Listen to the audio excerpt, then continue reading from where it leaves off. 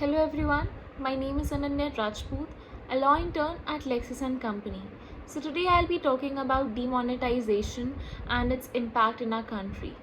Now the term demonetization has become a household name since the government pulled out rupees 500 and 1000 rupees notes out of circulation.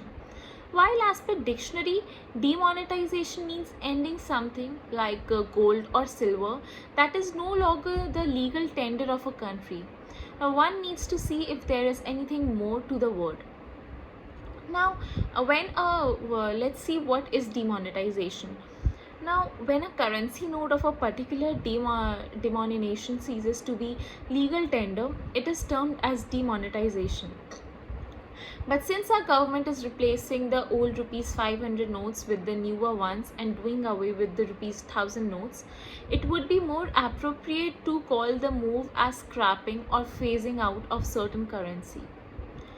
Now, Prime Minister Narendra Modi's decision to scrap high value notes of rupees 500 and 1000 rupees has created a shortage of cash in the system, leading to a lot of discomfort for the general public and businesses. Also, since there is a shortage of newly printed rupees 500 and rupees 2000 notes, the situation has worsened. Now, the move has also led to a shortage of lower demonetization notes such as rupees 100 and 50 that are still legal tender, as people have taken to conserving whatever the cash they have in hand. Now, since our economy is heavily dependent on cash, as only less than half the population uses banking system for monetary transaction, demonetization has hit trade and consumption hard. With people scrambling for cash to pay for goods and services, the move is likely to take a big toll on the country's growth and output during the current fiscal year. Now, consumption makes up for around 56% of India's GDP. Hence, a drop in spending will put down growth. The current step could also lead to behavioral changes in household savings and their consumption patterns. Many economists say this. Now, growth in cash intensive sectors such as real estate, construction, and FMCG is likely to take a hit in the short term as consumers are deferring purchases. However, there is a positive side of the story. Over the medium term, there would be benefit through higher government spending and greater financial inclusion. Also, the movement of household saving from physical to financial will help boost growth according to Yes Bank report. The near term fall in growth on account of the spending slowdown could push inflation down. Also, an increase in fiscal headroom will allow the government to maintain fiscal discipline, which in turn will support inflation target in the medium term. Now, according to there are many data like using RBI data, the authors constructed a metric called the local area demonetization shock, the ratio of post demonetization to pre demonetization currency in an area. The top 10% of the district were those that had cash equal to 70% of the pre demonetization level. The bottom 10 percentile had currency equal to only 33% of its pre-demonetization level. Districts in which were relatively ranked in between had currency equal to 42% of pre-demonetization level.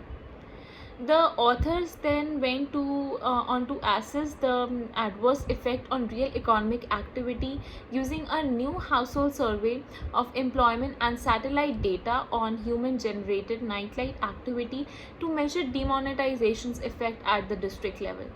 The study found a difference in output of roughly 4 percent points between districts at the 10th and 90th percentile of the demonetization shock in the period immediately after the announcement. Districts that experienced more severe demonetization shocks had much larger contraction in ATM withdrawals. Economic activity as measured by employment rates and night lights fell in these areas relative to areas experiencing smaller shocks. These areas adopted alternative forms of payment such as cards, e-wallets, informal lines of credit, or use of old notes. That is evident from the fact that the difference in output is far less than the difference in the amount of currency replaced. Deposits increased more and credit fell in areas with higher shocks as households could not withdraw money from their bank accounts. A key question following the demonetization experience was whether people's financial saving habit would change. Would they see the need to hold on to more cash given the deposit withdrawal restriction they faced during the phase when the new currency was in short supply? First, the data showed that in the year immediately after the demonetization, people did appear to be holding on to more cash. As such, the share of currency in gross financial saving of household jumped to 25.2%, a sharp increase from the level seen in years prior to demonetization. Another indicator through which it gives a share of the share of cash in the economic's broader money supply throw up to a different conclusion. The share of currency with the public as the percentage of M3 or broad money has remained close to the range seen before demonetization. At present levels, currency with public accounts for about 13.54% of broad money with RBI data. Thank you.